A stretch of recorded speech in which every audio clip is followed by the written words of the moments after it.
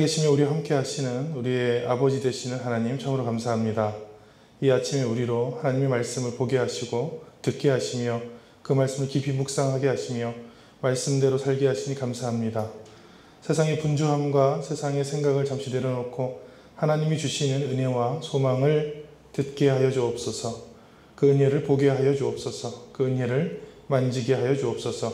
그래야 우리가 세상의 생각을 따라 사는 것이 아니라 하나님의 말씀을 따라 사는 주의 자녀, 주의 제자가 되게 하여 주옵소서. 예수님 이름으로 기도합니다. 아멘. 할렐루야. 아멘. 말씀을 통해 하나님이 주시는 은혜를 경험하시기를 바랍니다. 아멘. 오늘은 히브리서부터 같이 성경의 맥잡기 공부를 할 텐데 히브리서를 알려면 율법주의만 알면 돼요. 율법주의. 그 당시에 있었던 율법주의가 뭐냐? 두 종류의 사람이 있었어요. 제가 봐도 우리 교회도 두 종류의 사람이 있는데 뭐냐면 원래 기독교인, 원래. 그러니까 우리는 모태신앙이라고 불러요, 그거를. 네. 모태신앙도 있고 중간에 믿으시는 분들이 있어요. 근데 저 같은 경우는 모태신앙이 아닙니다. 저는 이제 우리 가문 전체가 다 불교였고 제가 처음으로 가족 중에 예수님을 믿었던 중간에 믿었던 사람이죠.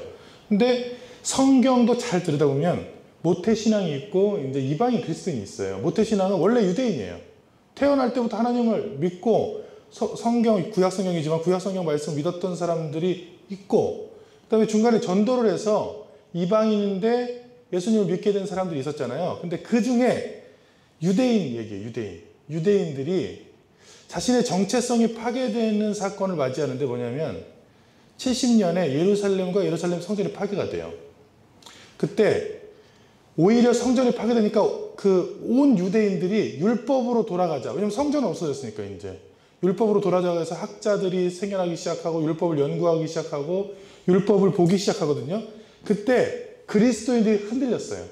그 얘기입니다. 이 히브리서가 그리스도인들, 유대 출신 그리스도인들이 흔들렸어요. 온 나라가 율법주의로 돌아가니까 우리도 그리스도를 버리고 다시 율법으로 돌아가자. 이런 이야기가 나오기 시작하는 거예요. 그거를 경계하고 오직 구원은 그리스도로부터 나온다.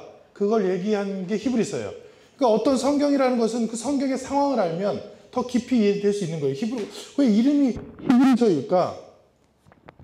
히브리인들에게 쓴 거예요. 왜냐면 이방인들은 이런 율법주의 도전을 몰라. 그 용어 자체를 몰라요. 이방인들은 전혀 상관없지. 그 당시에는 그냥 히브리인들에게 절대 흔들릴 필요가 없다. 이렇게 썼죠. 저자는 밝혀지지 않았습니다. 저자가요. 그러니까 보통 바울 서신들이 굉장히 많은데 여기는 저자가 누군지 몰라요. 알 수 있는 게 딱 한 구절 나옵니다. 히브리서 2장 3절에 제자가 아니었던 것만 알 수 있습니다. 이번에 그 2장 3절 같이 있습니다. 우리가 이같이 큰 구원을 등한히 얻으면 어찌 그 부흥을 피하리요. 이 구원은 처음에 주로 말씀하신 바요 들은 자들이 우리에게 확증한 바니. 이게 밑줄치고 들은 자들이 예수님을 직접 들은 게 사도들이죠. 들은 자들이 어떻게 했어요? 우리에게 확증으로 전해줬다 해서 알 수 있는 게 직접 예수님의 사도가 아니라 바울과 같은 그런 누가 같은 예수님의 말씀을 전해 들은 자로 추정됩니다. 이게 왜 이렇게 말씀드리냐면 누가복음이 그렇게 확실히 나와 있어요. 누가복음에 내가 봤다 이렇게 적혀 있지 않아요. 성경은 다 정직하게 적혀 있어요. 누가 들은 자들이 전하여 준 그대로 내가 적었다. 그러니까 누가는 제자잖아요. 사도의 제자니까 자기가 사도처럼 하지 않았어요. 사도들이 전해주는 그대로 내가 적었다. 그런데 히브리서도 마찬가지입니다. 이게 그 예수님 승천하시고 약 50년 후의 일이라 이 일이 그 다음 세대의 일이겠죠. 그러면 히브리서가 어려운데요. 쉽게 이해가 되기 시작합니다. 어떻게 쉽게 이해되냐면 히브리서 전체 내용이 예수님이 대제사장보다 위대하다. 예수님이 모세보다 더 위대하다. 예수님이 지성소 그 자체시다. 그러니까 자꾸 뭐보다 더 유월하시다, 뛰어나시다라고 얘기해요. 뭐냐면 자꾸 마음이 뺏기는 거야. 이 듣는 히브리 사람들이 마음이 어디로 뺏겨요? 자꾸 율법주의로 뺏기고 모세로 뺏기고 지성소로 뺏기고 성전짓 짜고 자꾸 뺏기니까 예수님이 그 모든 세상의 모든 것보다 더 뛰어나신 분이다라고 계속해서 나와 있는 거죠. 히브리서 보면. 그래서 한번 볼까요? 3번입니다. 3장 1절 2절 3절 같이 있습니다. 그러므로 함께 하늘의 부르심을 받은 거룩한 형제들아 우리가 믿는 도리의 사도이시며 대제사장이신 예수를 깊이 생각하라.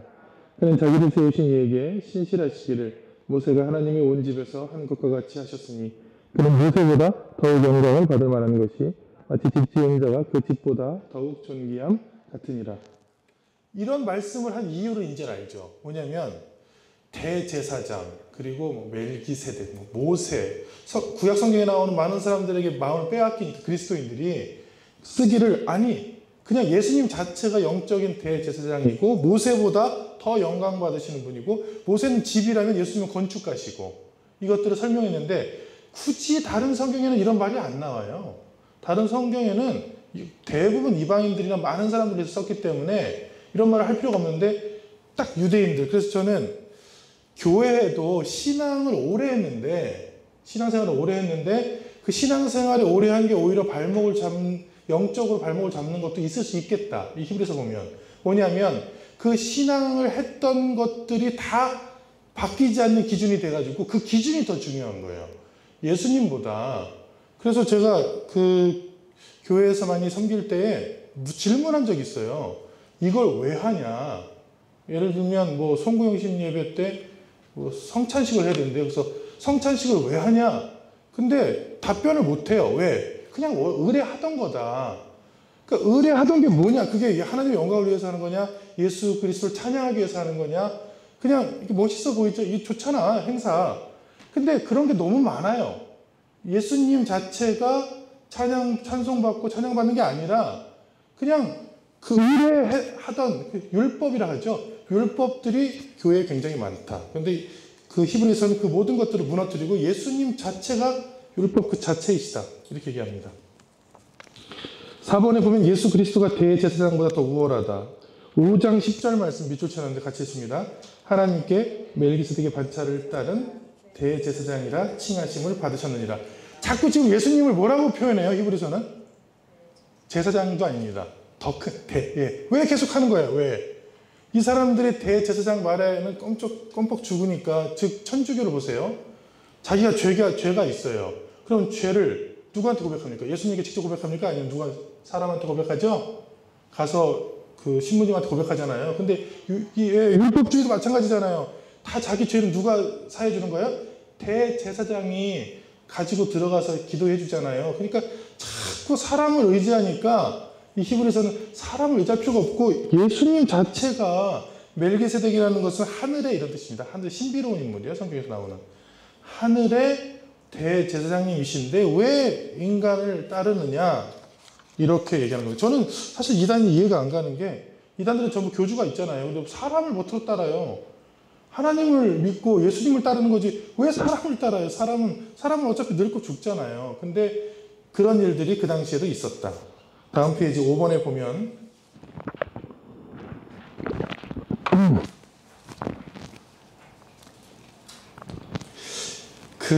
이 구약 율법 이단들이 많이 있는데요. 구약 율법 이단 중에 대표적인 두 가지가 여호와의 증인과 하나님의 교회입니다. 여호와의 증인은 신약을 인정하지 않습니다. 여호와의 증인은 예수님을 인정하지 않아요. 여호와의 증인, 이름 자체가 여호와의 증인이잖아요. 화이트 여사가 만들었는데 그래서 여호와의 증인은 굉장히 이렇게 율법적이에요. 뭐 전쟁 연습을 하지 말라는 미가서 2장 4절 말씀에 따라 군대를 안 가고 감옥 가버립니다.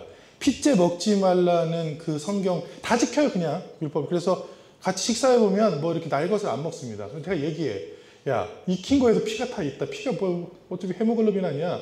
그러니까 그 율법주의라는 것은 어리석은데 그걸 따르는 게 여호와의 증인이고 하나는 요즘 유행하고 있는 유행이라는 말이 웃기지만 하나님의 교회 장길자 그게 뭐냐면 7월 10일 대속죄일을 지켜야만 이제 구원받는다.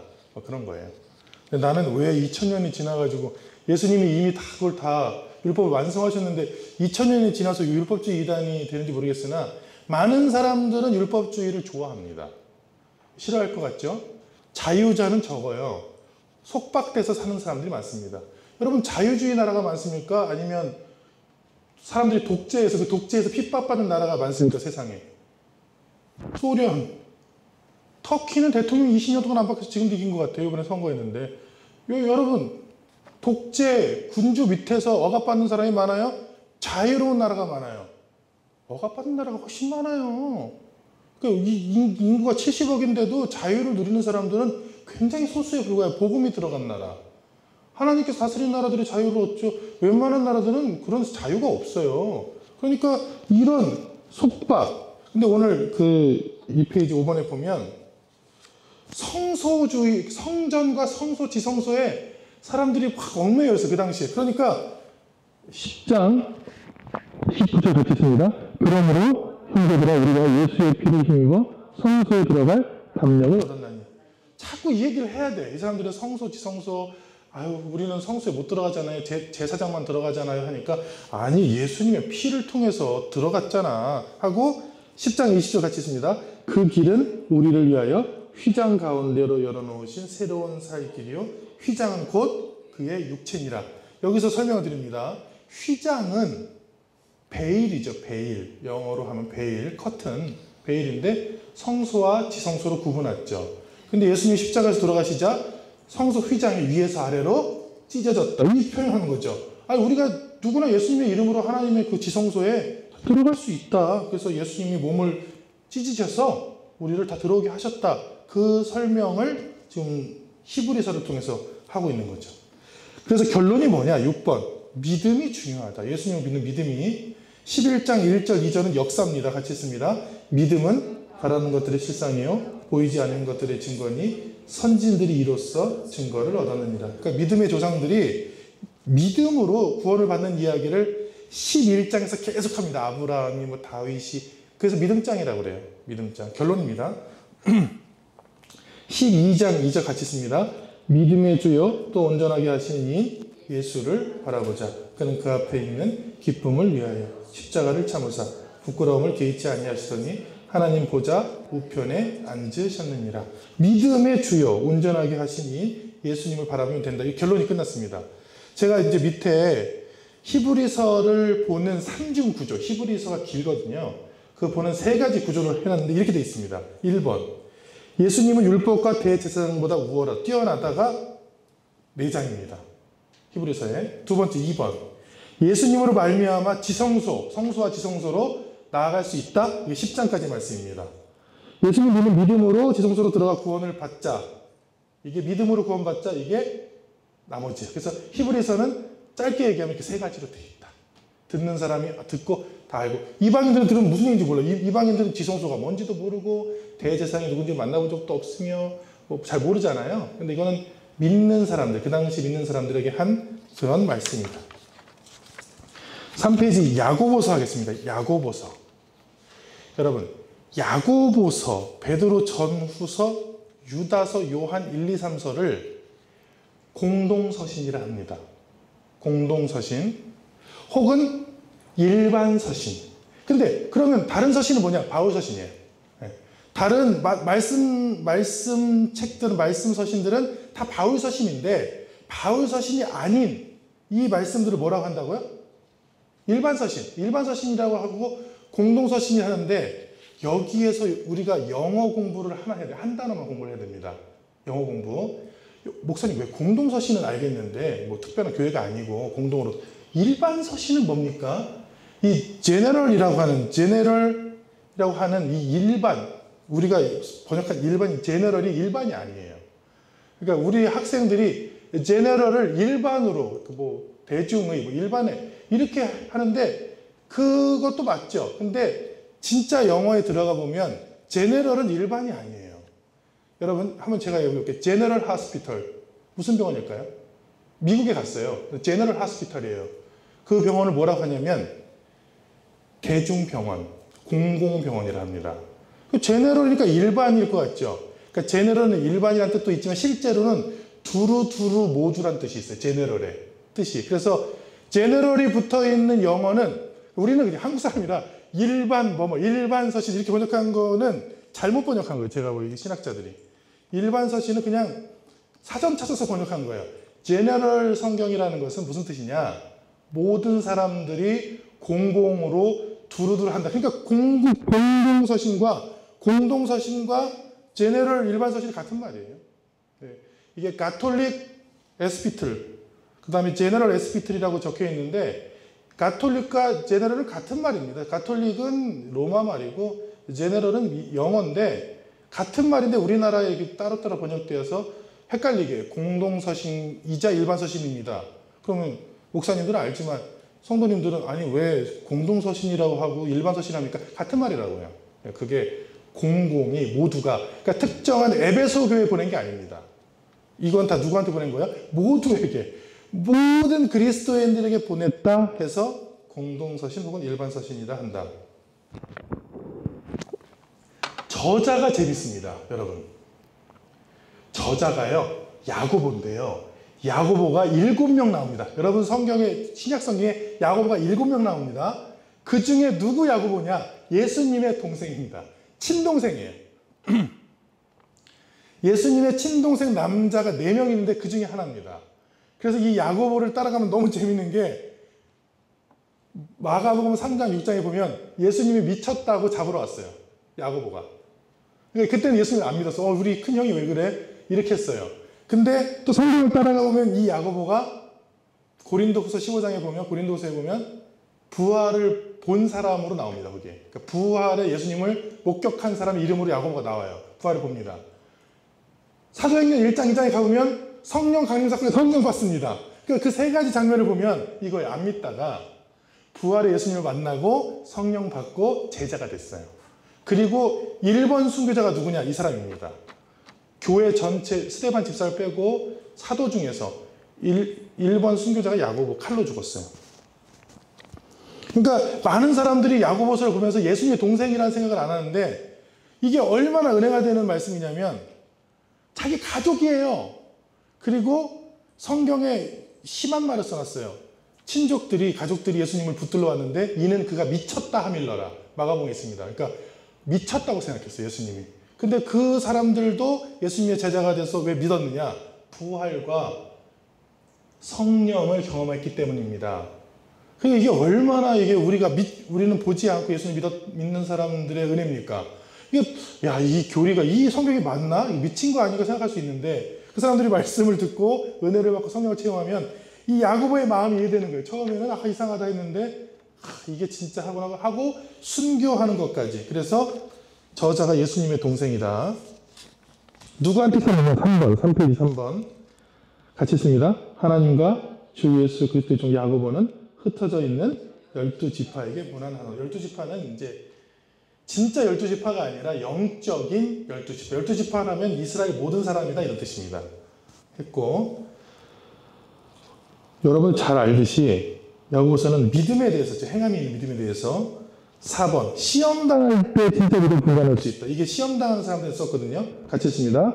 시험을 참는 자는 복이 있나니 이는 시련을 견디어낸 자가 주께서 자기를 사랑하는 자들에게 약속하신 생명의 멸류관을 얻을 것이기 때문이다. 이 말씀이 진정성 있는 것은 야고보가 이 시험과 고난을 직접 당했습니다. 자기가 순교를 당하는 사람이에요. 당하기 바로 직전에 이 말씀을 썼죠. 믿음의 열매가 중요하다. 그래서 가장 대비되는 말씀이 뭐냐면 로마서 갈라디아서입니다. 로마서 갈라디아서는 믿음이 중요하다. 믿음으로 구원을 얻는다 했는데, 야고보서는 그 믿음이 말만 있으면 안 된다. 그 믿음에는 행함과 열매가 있어야 된다 해서 1장 27절 같이 있습니다. 하나님 아버지 앞에서 정결하고 더러움이 없는 경건은 곧 고아와 과부를 그 환난 중에 돌보고 또 자기를 지켜 새 속에 물들지 아니하는 그것이니라. 그러니까 정확히 표현되어 있어요. 경건과 믿음이 뭐냐? 하나님이 보시기에 굉장히 깨끗하고 더러움이 없는 경건과 믿음이 뭐냐? 가난한 사람들을 그 환난 중에 돌보고 자기를 둘 다 해야 돼요. 네, 둘 다. 재밌는 그 영상을 제가 봤는데, 어떤 스님이 설법을 하고 질의응답을 해요. 그럼 사람들이 그 스님한테 물어보고 답해주고 그런 거예요. 시어머니랑 싸우는데 어떻게 해요? 그러면 어떻게 하고 그런 건데, 어떤 굉장히 독특한 질문이 하나 나갔어요. 뭐냐면 스님, 제가 신부인데요. 신부님이 질문한 사람이, 그 설법에 온 사람이 신부님이에요. 요즘 성도가 안 늘어요. 어떻게 전도가 잘 될까요? 그렇게 질문했어요. 스님한테. 그 스님이 껄껄껄 웃으시더니 천주교회가 80년도에 우리나라 민주화 운동을 이끌었고 90년도에 많은 사랑한 봉사를 했는데 그것으로 2000년, 2010년에 성도가 굉장히 많이 늘었습니다. 사실입니다. 기독교가 줄을 때 천주교는 2배 성장했어요. 요즘 잘 안 되시는 거는 그 마음을 잃어버렸기 때문입니다. 그러니까 다시 돌아가서 사회를 위해서, 가난한 사람들을 위해서 도우세요. 그러면 그걸 보고 성도들이 다시 오기 시작할 것입니다. 그렇게 얘기했어요. 스님이 신부님한테. 예. 제가 그걸 듣고 우리가 야고보서 이걸 가지고 있는데 우리 교회들의 경건을 반만 하는 건 아닌가. 뭐냐면 오늘 성경에 봤잖아요. 사람들이 힘들어하고 어려워하면 도와줘요. 동시에 자기는 더럽지 않은 것을 자기를 지켜요. 그러니까 경건이라는 건 2가지인 거예요. 2가지. 여러분 믿음을 가지서 믿음만 있으면 다 해결됩니다. 그게 아니에요. 믿음도 있고 자기 경건도 있고 실천하는 열매도 있어야 그게 믿음인데, 예를 들어서 제가 권사님 아무것도 하지 말고 교회만 나오세요. 근데 목사님 제가 제 삶의 현장에 가서 어르신들을 돕고 전도하고, 그럼 하지 말고 그냥 교회만 나오라. 근데 그건 경건이 아니라는 거예요. 성경에 가난한 사람, 복음이 필요한 사람이 있으면 가서 돕고 또 자기를 세상으로부터 지켜 말씀과 성령으로 충만한 것. 그 동시에 둘 다 하는 게 크게 믿음이고 경건이다 하는데, 이제 개신교회들, 대표적인 개신교회들은 이 뒷것, 그러니까 여러분 믿음만 있으면 됩니다. 이것만 강조했다는 거죠. 그리고 천주교는 약간 실천하면 마치 실천 가서 봉사하면 구원받을 수 있는 것처럼 강조했는데, 성경에서 말하는 것은 둘 다 있다. 둘 다 해야 그것을 경건이라 한다. 이걸 우리가 말씀을 통해 배울 수 있습니다. 2장 17절 같이 있습니다. 이와 같이 행함이 없는 믿음은 그 자체가 죽은 것이다. 4장 2절 너희는 욕심을 내어도 얻지 못하여 살인하며 시기하여도 능히 취하지 못함으로 다투고 싸우는도다. 너희가 얻지 못하면 구하지 아니하기 때문이요 구하여도 받지 못하면 정욕으로 쓰려고 잘못 구하기 때문이라. 우리가 이 야고보서를 보면서 믿음에 대해서 한번 고민해 볼 필요가 있죠. 우리가 기도하고 우리가 추구하는 믿음이 과연 관념적이고 교회 안에 갇혀있고 생각적인 것인가. 그것도 필요하지만 사회에 나가서 혹은 선교지에 나가서 실천하는 것, 가난한 사람을 돕는 것, 구제하는 것. 그래서 여러분 우리 결산하시는 거 보면 알겠지만 교회가 구제하고 선교하는 일에 굉장히 많은 부분들을 하는 것을 알 수 있을 것입니다. 저희가 가난한 사람이 있다면 무조건 가서 국내 교제 돕고 해외 가서 돕고 선교하는 것들은 다 이 말씀 때문입니다. 자, 4페이지 베드로 전서. 베드로 전서도 상황만 알면 쉬워요. 베드로가 썼습니다. 상황이 뭐냐면 초기의 기독교는, 초기의 초대교회는 로마랑은 안 부딪혔어요. 로마가 어떤 정책이냐면 종교를 그냥 인정해요. 그 나라 종교를 인정했어요. 유대교도 다 인정했고. 그런데 너무 커졌어요. 기독교가. 그리고 이 기독교는, 그리스도교는 황제를 섬기지 않아. 하나님이 계셔. 그것 때문에 이제 박해를 했죠.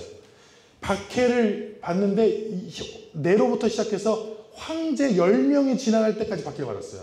그게 극심한 박해입니다. 그래서 그 박해 기간에 무시무시한 기간에 쓰인 게 요한계시록이에요. 요한계시록에 보면 순교자의 피가 차기까지 이런 말씀이 나옵니다. 그러니까 그게 우리 이해하지 못하지만 순교자의 피가 차고 그리스도교가 세워지는 것으로. 그래서 놀라운 것은 황제 10명이 박혔는데 11번째 황제는 예수님 믿었어요. 그게 콘스탄티누스 대제입니다. 그러니까 하나님의 뜻이 있었던 것 같아요. 하나님의 뜻이 심한 박해가 성경에 나옵니다. 예언으로. 근데 그 박해 끝나고 순교자가 다 찬 그 위에 본교회가 세워지는 거죠. 그래서 그 박해 때 고난받는 상황을 어떻게 이겨내야 될까? 이렇게 되어 있습니다. 베드로전서는 그냥 박해 때 이 박해와 고난은 어떻게 이겨내는 것이냐? 이게 주제예요. 전서는요. 말씀을 읽으면 압니다. 누구한테 썼느냐? 수신자가 명확합니다. 1장 1절, 1장 2절 같이 있습니다. 예수 그리스도의 사도 베드로는 본도, 갈라디아, 갑바도기아, 아시아와 비두니아에 흩어진 나그네, 곧 하나님 아버지 미리 아심을 따라 성령이 거룩하게 하심으로 순종함과 예수 그리스도의 핏부림을 얻기 위하여 택하심을 받은 자들에게 편지하노니 은혜와 평강이 너희에게 더욱 많을지어다. 그래서 가장 중요한 것은 나그네입니다. 나그네. 여러분 디아스포라 들어보셨습니까? 디아스포라? 디아스포라가 흩어졌다 이런 뜻이에요. 디아스포라가 뭐냐면 지금 이제 디아스포라는 학문적 용어가 돼서 기독교 용어지만 그냥 모든 예술적 영역, 사회 영역 다 씁니다. 디아스포라가 뭐냐면 우리가 한국에서 태어났어요. 근데 사는 거는 샌프란시스코에 살아. 디아스포라를 합니다. 자기가 태어난 곳에 살지 못하고 다른 나라에서 사는 사람들이 10억 명이 넘습니다. 10억 명이에요.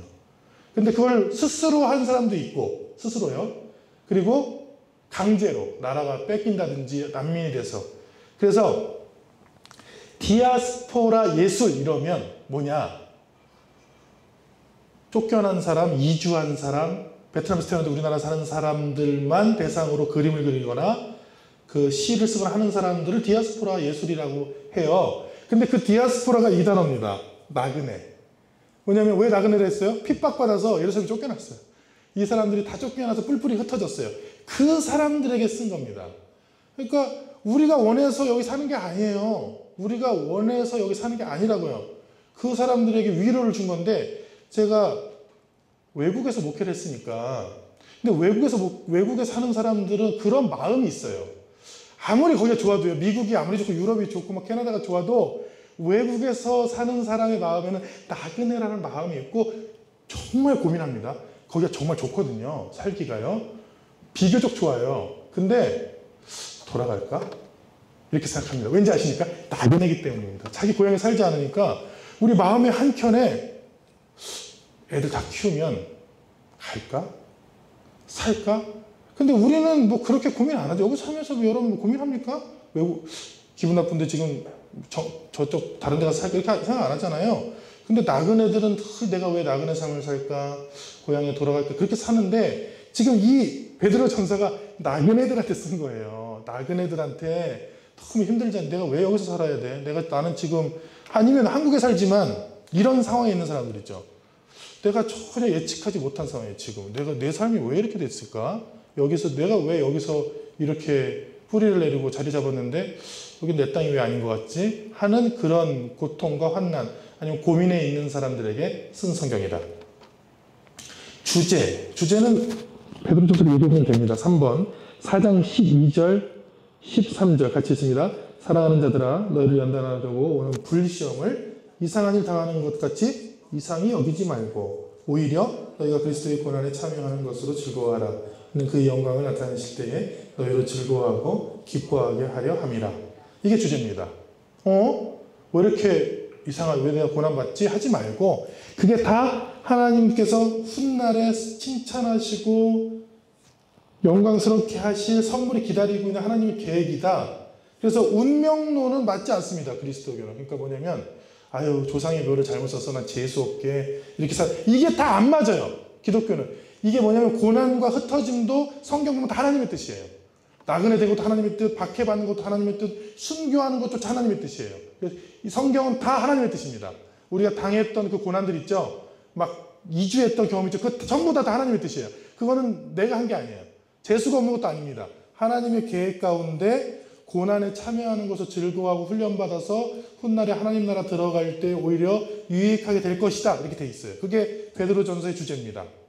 그리고 어떻게 살아야 되느냐. 이 험난한 세상에서 5장 8절 9절 같이 있습니다. 근신하라 깨어라. 너희 대적마귀가 우는 사자같이 두루 다니며 삼킬 자를 찾나니 너희는 믿음을 굳건하게 하여 그를 대적하라. 이는 세상에 있는 너희 형제들도 동일한 고난을 당하는 줄을 압니다. 여기가 그 유명한 너희 대적마귀가 우는 사자같이 삼킬 자를 찾나 그 말씀인데 왜냐하면 고난받고 있으니까요. 너무 박해받고 있으니까 이 말씀이 나올 수밖에 없죠. 자, 베드로 후서는 전혀 다릅니다. 베드로 전서는 외부의 고난이라면, 박해라면 5페이지에 있는 베드로 후서는 내부 문제예요. 내부. 지금하고 똑같아요. 2000년이 지나도 바뀐 게 하나도 없어. 이단입니다. 이단. 이때 이단들이 내부에 왔는데 여러분 전에 들었어요. 우리 한 어떤 성도님이 우리 교회 근처에 있는 옆에 있는 교회에 다니시는데 전해 주셨어요. 그 교회가 둘로 갈라졌다는 거예요. 왜냐면 신천지가 와서 이제 교회가 반으로 갈라지고 막 데리고 나가고, 그리고 현재도 그 교회 신천지가 있대요, 안에. 네. 그러니까 교회가 다 그냥 깨져버렸대. 멀지 않아요, 여기서. 아주 가까워. 네. 그걸 보면서 교회를 깨치는 것은 외부의 박해가 아닙니다. 외부의 박해가 있으면 더 똘똘 뭉쳐 신앙이 좋아져요. 무슨 문제예요? 내부 문제, 내부에 침투해서 하는 거예요. 여러분 밖에 혹이 나봐요. 밖에 혹 이렇게. 그거 병원에 가면 의사 선생님이 좋아해요. 이건 째가지고 빼기만 되잖아. 안에 있는 혹을 암이라고 합니다. 똑같은 혹인데 밖에 있으면 그냥 혹이라고 해요, 종. 근데 머리 속에 있어봐요. 머리 간내 안에 있어봐요. 그거 어떻게 끊을 거예요, 그거를? 그러니까 똑같은 혹인데 내부에 있는 것은 저 사람 눈이 안 보입니다. 이 속에 사람 다 막으니까, 시상들을 다 막으니까. 근데 문제도 밖에 있는 것들은 큰 문제가, 드러난 것들은 큰 문제가 아니에요. 만약에 남편하고 말로 싸운 거는 큰 문제가 아니에요. 마음이 다쳐서 서로 한 달 동안 얘기 안 하고, 시대가 보면 2년 동안 얘기 안 하고, 내부 속에 있는 게 문제잖아요. 이 교회도 그 안에 있는 게 문제예요. 그 안에 있는 게. 그 안에 들어와서 사람들을 막 오염시키고, 막 이상한 하고. 근데 그게, 2000년이 지나니까 막 더 극심해진 게, 아예 투수꾼이라고 해서 교회 내부만 침투해서 사람들을 미혹해서 끌고 나가는 사람들이 엄청 많아요, 지금. 그러니까 이게 참 무서워요. 이게 새로 와서 이렇게 교회 와서 열심히 하고 사람들을 하고, 그 선교회를 조직했는데 서로 회장을 안 하겠다는 게 정상이야. 그게 좋은 거야. 서로 하겠다는 게 이단이야. 서로 내가 오자마자 내가 여기 하고 싶습니다. 그게 이단이에요. 서로 아이고 여러분 하시죠, 주사님 하시죠. 이거는 오히려 내가 보면 정통교회 같아요. 오히려 제가 느끼기에 몇십 년 동안 교회를 느끼기에. 근데 막 새로운 사람들이 서로 막 무슨 대장하겠다, 뭐 회장하겠다 하면 겁부터 덜컥 나는 게 이 베드로 후서의 상황입니다. 그래서 베드로 후서는 지식이라는 말이 중심이 되어 있어요. 지식, 올바른 지식이요. 그 1장 5절부터 7절까지 같이 읽어봅니다. 그러므로 너희가 더욱 힘써 너희 믿음의 덕의 지식의 절제를, 절제의 인내를, 인내의 경건을, 경건의 형제 우애의 사랑을 봐라. 그러니까 지식, 예수 그리스도를 아는 지식이 있어야 이단에 빠지지 않는데, 그런 말씀과 지식이 없으므로 다른 데를 막 가는 것이죠. 1장 20절 같이 있습니다. 먼저 할 것은 성경의 모든 예언은 사사로이 풀 것이 아니니, 예언은 언제든지 사람의 뜻으로 낸 것이 아니요 오직 성령의 감동하심을 받은 사람들이 하나님께 받아 말하는 것입니다. 그러니까 이 말씀을 사사로이 풀어서 이상하게 해석하는 데를 가면 안 돼요. 여러분 성경을 이상하게 해석하는 것 때문에 이단이 생기는 거예요. 거기 동조하고 그래. 근데 제가 이제 들어보면 와 정말 초등학교도 안 나왔어 진짜요. 네, 초등학교도 안 나왔습니다. 이단 교주들이 대부분 와 말도 안 되게 해석하는데, 그거를 사람들이 따르는 걸 보고 내가 배경 마귀가 우는 사자같이 영적으로 저 사람들을 침공한 게 아닌가 싶을 정도예요. 전혀 말씀이 아니에요. 전혀 예수님의 말씀이 아니에요. 근데 그거를 뭐 씨앗은 빛이다, 빛은 집이다, 집, 그걸 다 외워가지고 하는데 그거 왜 그런지 모르겠어. 안 배운 사람한테 배운 거예요. 안 배운 사람한테. 그림이고 음악이고 예술사가 있어요. 역사가 있어요. 다. 음악사가 있고 미술사가 있고 역사와 전통, 그리고 거기 중심이 예수 그리스도. 해석하는 방법인데 사사로이 해석해서 망한다.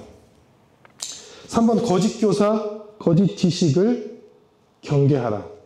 근데 지금 일반 서신이라고 불리는 이 공동서신은 전부 주제가 거짓 교사들이에요. 이 당시에는 교회들이 전부 이단이 다 침투해 있었어요. 그래서 요한, 뭐 일서, 뭐 베드로, 후서, 여러분들이 지금부터 읽는 것은 이런 말씀이 엄청 많이 나옵니다. 성경 통독하다 보면 이상하다 이렇게 돼요.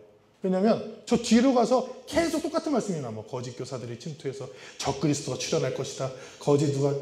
그게 다 거의 공통된 그 사회의 그 교회 문제였어요. 거짓 교사들이 나타나서 한 것. 마지막 재림의 지연 문제가 나오는데 이거 참 큰 문제였어요. 그 당시에. 4번입니다. 5페이지 4번. 이단들이 와서 또 이렇게 흔들어 놓기를, 아니 예수님 왜 이렇게 안 오시냐. 그러니까 재림에 이렇게 막 사람들이 이렇게 혹하고 막 집중하고 빠지는 거를 저는 뭐에 비교하냐면 우리 인생에 비유해요. 우리가 아침에 일어나서 저녁 때까지 우리가 언제 죽을까? 나는 지금 몇 살인데 언제 죽을까? 계속 그것만 생각하는 게 건강한 삶입니까? 우리는 죽어요. 우리가 알고 있습니다. 죽는다는 거를. 사람이 태어나면 죽어요. 근데 어느 사람이, 건강한 사람이 자기가 죽는 거를 생각하고 삽니까? 건강한 사람은 자기가 사는 걸 생각하고 살죠. 죽는 건 하나님께 정하신 것이고 내가 그때까지 어떻게 살까를 생각하지. 근데 신앙생활도 맨날 재림만 얘기하는 교회가 있어. 그 이단입니다. 그 재림 때까지 우리가 어떤 좋은 열매를 맺고 살아야 될까를 얘기해야지. 근데 사람들을 자꾸 막 공포와 그 재림과 거기만 생각하게 하는 게 이단이죠. 그래서 선을 그어놔서 명확하게, 그러니까 재림이 지연되고 있고 이 재림을 기다리는 사람은 어떻게 살아야 되는가? 3장 8절, 3장 8절 9절 같이 있습니다. 사랑하는 자들아, 주께는 하루가 천년 같고 천년이 하루 같다는 이 한 가지를 잊지 말라. 주의 약속은 어떤 이들이 더디다고 생각하는 것 같이 더딘 것이 아니라 오직 주께서는 너희를 위하여 오래 참으사 아무도 멸망하지 아니하고 다 회개하기에 이르기를 원하시느니라. 이게 성경의 답변입니다, 여러분. 재림은 하나님의 뜻이고요. 그때까지 어떻게 사느냐? 하나님께는 하루가 천년 같고 천년이 하루 같아요. 어떤 사람들이 공격했어요. 왜 이렇게 더디냐? 왜 안 오냐? 그건 네 생각이고 하나님은 참고 계신다. 모든 사람들 회개해서 구원받기를 하나님은 원하고 계신다. 그러니까 성경은 하나님의 마음으로 해석해라. 사람대로 해석하는 건 다 이단입니다. 하나님의 마음으로 많은 사람들 그때까지 회개하고 구원에 이른 열매가 되기를 바란다. 기다리는 게 사랑이라고 생각해요. 요즘 제가 제일 잘 기다리지 못하는 제가 기다리는 게 사랑이다. 하나님께서 참으신다. 그러니까 이 자녀들 혹은 아이들, 다음 세대들이 잘 되는 길이 뭘까? 누군가는 믿고 기도해 주면서 기다리는 사람이 있어야 되는, 그게 거의 유일한 방법이에요. 성경은 가장 놀라운 성령의 열매로 오래 참과 절제로, 오래 참은 절제, 이게 제일 힘들다는 거예요. 하나님께서는 참고 계시다 이렇게 써 있어요, 성경에. 그러니까 참고 계시다를 다른 말로 하면 뭐예요? 사랑이죠. 사랑하는 사람을 기다릴 수 있습니다. 예전에는 권사님 예전에는 만나려고 하면 핸드폰 없었죠? 그러면 좀 늦게, 버스가 늦게 오거나 그러면 어떻게 기다려야 돼요? 안 기다려야 돼요? 기다리는 건데. 제가 기다리는 이야기를 몇 시간 기다렸다는 얘기를 들어서 지금 애들은 몇 시간 늦게 오면 바로 끝납니다. 그쵸? 근데 예전에 사랑했던 이야기를 들어보면 만나기로 했는데 그때는 기차가 왜 이렇게 연착이 많이 되고 버스는 왜 이렇게 안 오고 막 그래요. 그러면 당연히 응당, 확실히 만나기로 했어요. 그 앞에서 2시에 만나기로 했어. 3시에 돼도 안 와. 그러면 알고 있어, 이 사람은. 뭔가 좀 문제가 있는데 올 거야. 기다리는 거예요. 사랑하니까 기다리죠, 그 사람을. 그래서 기다린 이야기를 저는 많이 들었어요, 어른들한테. 지금은요, 조금만 잘못하면 헤어진 이야기를 많이 듣습니다. 조금, 요만큼 잘못해서 헤어진 이야기를 많이 듣는다고. 사랑은 기다리고 오래 참고 절제하는 거다. 근데 웃긴 거는 참 같이 살다 보면 사랑하는 사람끼리 제일 없어지는 게 뭐냐? 이 기다리는 거예요. 사랑하는 사람끼리는 벌어! 못하고! 그리고 진짜 막 이 아빠가 딸바보야, 딸바보. 그럼 딸바보면 어떻게 하느냐? 더 짜증, 더 화내. 더. 왜? 너무 사랑하니까 그런 거예요. 근데 사랑은 뭐라고요? 원숙한 사랑은 기다리는 거다. 절제하고 참고 성숙하고 성장할 때까지 기다리는 거다. 그것을 오늘 성경은 우리에게 말씀하고 있습니다. 마지막 6페이지. 여기도 기다림이 나와요. 3장 15절 16절 같이 있습니다. 또 우리 주의 오래 참으심이 구원이 될 줄로 여기라. 우리가 사랑하는 형제 바울도 그 받은 지혜대로 너희에게 같이 썼고 또 그 모든 편지에도 이런 일에 관하여 말하였을 때 그 중에 알기 어려운 것이 더러 있으나 무식한 자들과 굳세지 못한 자들이 다른 성경과 같이 그것도 억지로 풀다가 스스로 멸망에 이르느니라. 두 가지가 나오죠. 하나님의 오래 참으심이 구원이 될 줄로 여기라. 성경을 전혀 알지 못하는 무식한 자들과 이상한 사람들이 성경을 막 억지로 풀다가 망하는 일이 굉장히 많다. 그러니까 그런 성경은 배울 필요가 없다. 성경이라는 것은 경건, 우리가 하나님과 가까워지는 것과 세상에 나가서 하나님이 사랑하시는 사람들을 돕고 전도하는 것에 대한 말씀입니다. 그게 있으면 건강한 말씀이죠. 그래서 여러분 스스로 판단하기에 건강한 말씀을 취하세요. 건강한 말씀을. 음식도 얼마든지 나쁜 음식이 있고 건강한 음식이 있잖아요. 근데 원숙해지고 성숙한 사람들이 뭐 맷떡 먹으러, 엽떡 먹으러 다닙니까? 젊은 사람들이 먹으러 다니지. 연세만 좀만 드시면 이게 성숙, 지혜가 있어서 그런 음식 줘도 안 먹습니다. 어떤 음식 먹어요? 건강에 좋은 음식. 건강에 좋은 음식을 먹어요. 그래서 제가 회개하고 교회에다가 현미밥을 갖다 놨어요. 네, 현미. 그 건강에 염려되시는 분들은 현미 햇반이 있어요. 네. 현미를 돌려서 드시기를 바랍니다. 이게 지혜잖아요. 뭐 어떤 것도 먹을 수 있지만 우리가 건강한 것을 먹겠다. 그게 바로 건강한 신앙이죠. 오늘 성경 맥잡기를 통해서 성경이 주는 건강한 은혜를 취하고 가정과 삶이 건강한 열매들을 맺히기를 축원합니다. 기도하겠습니다. 하나님 감사합니다. 인간이 활개를 치고 건강하지 못한 말씀이 넘칠 때에 우리에게 하나님을 사랑하고 가정을 사랑하며 자녀를 사랑하고 이웃을 사랑할 수 있는 건강한 말씀을 허락하여 주옵소서. 우리 신앙이 성숙해지고 원숙해지게 하여 주옵소서. 그리하여 사랑이 있게 하시고 오래 참음이 있게 하시고 절제가 있게 하여 주옵소서. 건강한 말씀을 취할 수 있는 은혜도 더하여 주옵소서. 이 은혜는 가정에 흘러넘쳐 우리 가족이 예수님을 믿으며 건강한 신앙생활을 하며 하나님 나라를 소망하며 항상 기뻐하고 기도하고 감사하고 사랑할 수 있는 삶을 살게 하여 주옵소서. 예수님 이름으로 기도합니다. 아멘.